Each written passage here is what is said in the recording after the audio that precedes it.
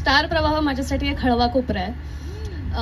हो, कारण इतके वर्ष मी ह्या इंडस्ट्रीत काम करतेय.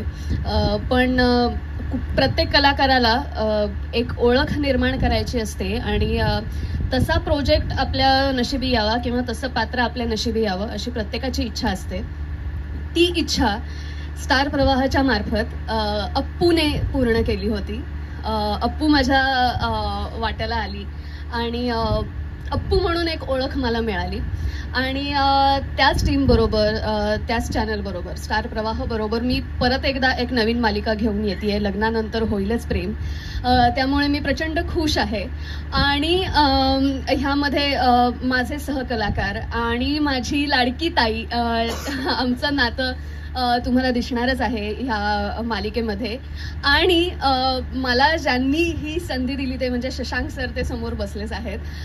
सो त्यांना मनापासून आभार की तुम्ही मला काव्या हे पात्र साकारायला संधी दिलेली आहे. आणि आता फक्त हीच प्रार्थना आहे की काव्या, नंदिनी, जीवा, पार्थ आणि आमचं एकमेकांशी जे नातं आहे ते आणि आमची मालिका ही प्रेक्षकांना आवडो.